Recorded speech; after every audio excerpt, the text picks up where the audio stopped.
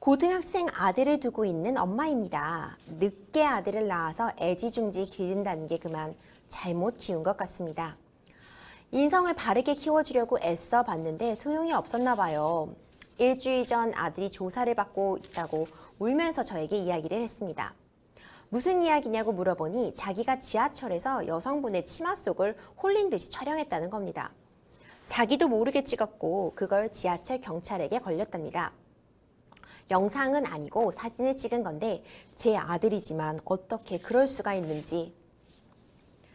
남편과 함께 고민해봤지만 둘 다 법에 대해서는 잘 모르는 상황이라 조심스레 상담 신청을 보냅니다. 아들은 조사를 받고 나서 어느 정도의 처벌을 받게 될까요? 잘못을 했으니 당연히 벌을 받아야 하는 것은 있지만 부모된 마음으로 걱정되는 부분도 있는 건 사실입니다. 수험을 앞두고 있기도 해서 소년원에 가게 되진 않을지 걱정도 되고요. 아들이 또 감정 기복이 심해지고 불안해하는 상황이라 잘 설명해주고 합당한 처벌을 받았으면 하는데 할 수 있다면 합의를 통해 상대분의 고통을 조금이라도 덜어드리고 싶기도 합니다. 참 죄지은 부모 심정에서 상담하기도 죄송스럽지만 지푸라기라도 잡는 심정으로 신청합니다. 어떻게 해야 할까요? 이런 정말 부모님의 좀 묵직한 고민이 담겨있는 사연이 접수가 되었어요. 네. 잘못한 부분에 대해서는 부모님도 충분히 인지를 하신 것 같고 네. 다만 이제 앞으로 어떻게 처리해야 하느냐 이런 부분 묻고 계신데 변호사님 사연 어떻게 보셨나요? 네. 그 청소년 시기에 성적 호기심이 아무래도 좀 왕성한데 그 성적 호기심이 잘못 발현돼서 큰 범죄를 좀 저지르는 사안으로 보이고요.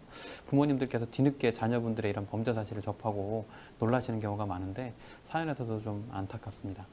그렇습니다. 하지만 변호사님 또 잘못한 건 잘못한 거잖아요. 네. 제대로 처벌을 받고 이제 앞으로 절대 이런 일이 다시 범해지면 안 되도록 하는 게 중요할 것 같은데 사연을 보니까 이제 기본적으로 이제 카메라 등 이용 촬영죄 이 부분이 쟁점이 될 것 같아요. 네. 공중 밀집 장소에서 이런 사진 촬영이 일어난 건데 이 죄에 대해서 한번 설명을 좀 해주시죠. 네. 성폭력 범죄 처벌 등에 관한 특례법 제14조 1항에서 정하고 있는 죄명이고요. 줄여서 이제 성폭법이라고 하는데 성폭법에서는 카메라나 그 밖에 이와 유사한 기능을 갖춘 장비를 사용해서 성적 욕망이나 혹은 수치심을 유발할 수 있는 사람의 신체를 대상자의 의사에 반해서 촬영하면 이에 대해서 7년 이하의 징역 또는 5천만 원 이하의 벌금에 처하도록 정하고 있습니다.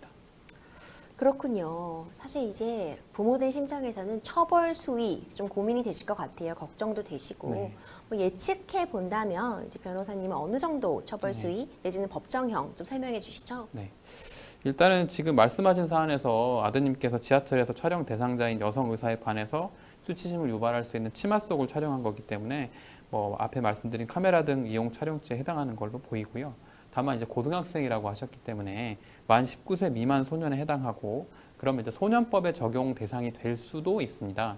소년법에서는 만 19세 미만자에 대해서 적용하도록 하고 있는데 그 사안에서는 이제 만 14세 이상으로 보이고 소년법에서는 또 이 경우는 이제 범죄 소년으로 분류를 하고 있는데 범죄 소년에게는 소년법상 보호 처분이 발령될 수도 있고 아니면 형사 처벌이 발령될 수도 있기 때문에 해당 절차의 그 진행 경과나 과거 동일한 범죄를 저지른 게 있는지 이런 거에 따라 구체적으로 좀 정해질 것 같습니다.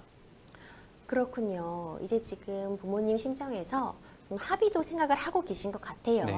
또 이제 걱정되시는 부분이 합의가 만약 이루어지지 않으면 네. 말씀 주신 것처럼 소년법에 따라 소년원에 보내지게 되는 건지 네. 내지는 뭔가 좀 더 중앙 처벌이 내려지는 건지 이 부분 궁금해하실 것 같거든요. 네.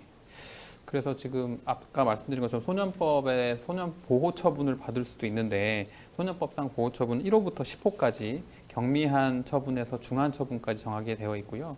소년부 판사께서는 1호의 감호 위탁 수강 명령, 8호는 1개월 이내 소년원 성취, 9호는 단기 소년원 성취, 10호는 장기 소년원 성취로 비교적 중대한 처분까지 정하고 있습니다.